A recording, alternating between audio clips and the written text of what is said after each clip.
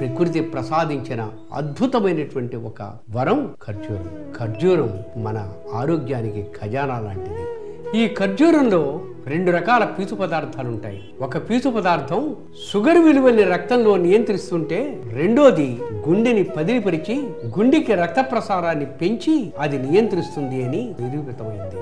భగవంతుడి ఆశీర్వచనం ఎంత నమ్మకమైందో, ఈ ఎండు ఖర్జూరం కనుక తిని ఆ రసం లోపలికి మిగితే మీ ఆయుష్ పెరుగుతుంది, మీ ఆరోగ్యం అద్భుతంగా ఉంటుంది. ఒక అద్భుతమైన విషయం ఏంటంటే, ఇది తినటానికి తీయగా ఉంటుంది, ఇందులో షుగర్ విలువలు చాలా తక్కువ ఉంటాయి. అందుచేత షుగర్ వ్యాధి ఉన్నవాళ్ళు కూడా ఎండు ఖర్జూరం కనుక తింటే వాళ్ళకి షుగర్ పెరగదు. హృదయానికి దీప్తినిచ్చి శక్తినిచ్చే ఫలాలు 2. ఒకటి ఖర్జూరం, రెండోది ద్రాక్ష. గుండె దడగా ఉండి మీకు ఎన్నో లక్షలు ఖర్చు పెట్టి ఇంజెక్షన్లు, టాబ్లెట్లు, ఈకో ఏవేవో చేసినా ఒక ఎండు ఖర్జూరం 7 ఎండు ద్రాక్షలు కలిపి దాన్ని కాచి చల్లారిన తర్వాత ఆ నీళ్ళని మీరు తాగండి. ఏ మందు పనిచేయనట్టుగా మీ హార్ట్ని పునర్జీవనం చేసి హృదయ దీప్తినిస్తుంది ఎండు ఖర్జూరం.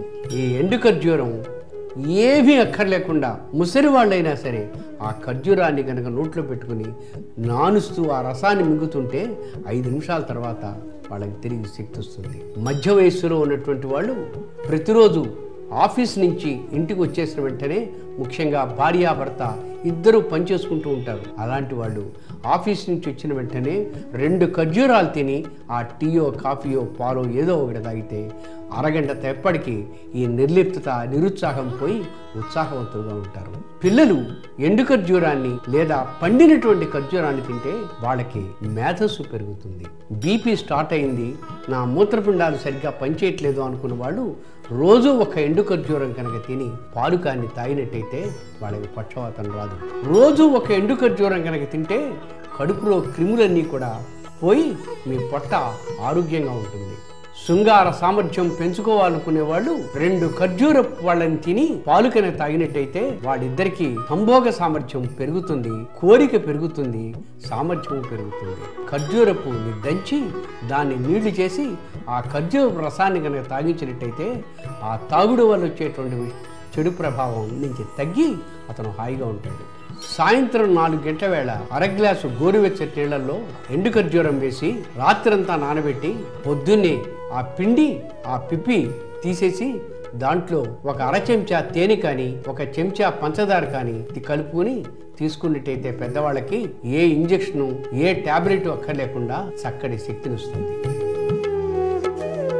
కొంతమందికి తండ్రి నుంచి వచ్చే ఆస్తితో పాటు బీపీ కూడా వస్తుంది. ఈ బ్లడ్ ప్రెషర్ అనేది మనకి వచ్చిందా జీవితాంతం అది ఉంటూనే ఉంటుంది. మీరు మందు జీవితాంతం తీసుకోవాల్సిందే. ఇవి ఏవీ కాకపోయినా మరొక కారణం వల్ల కూడా బీపీ వస్తుంది. ఎప్పుడంటే మానసికమైన అశాంతి వల్ల. ఎక్కువ కారం, ఎక్కువ ఉప్పు కలిగిన పదార్థాలు తినటం వల్ల తల బరువుగా ఉండటం, ఛాతీలో బరువుగా ఉండటం, తరచు తల నొప్పిగా ఉండటం, తల కిందకి పెడితే తల తిరుగుతూ ఉండటం, కాస్త 5-6 అడుగులు వేస్తే ఆయాసం వస్తూ ఉండటం, ఇవి మీకు బీపీ ఉంది అంటానికి గుర్తులు. పాలల్లో 9 చుక్కలు వెల్లుల్లి రసం వేసుకొని 11 గంటల వేళ ఏ తల్లి తాగుతుందో ఆ తల్లికి కీళ్ళ నొప్పులు బాధించవు. నువ్వు నూనెలో 2 వెల్లుల్లిపాయలు వేసి వేడి చేసి ఆ గోరువెచ్చగా ఉన్నప్పుడు ఎక్కడైతే మోకాళ్ళు నొప్పులు, నడు నొప్పి ఉంటుందో అది రాసి 1 గంట తర్వాత వేడినీళ్ళతో స్నానం చేస్తే ఆ కీళ్ళ నొప్పులు తగ్గిపోతాయి.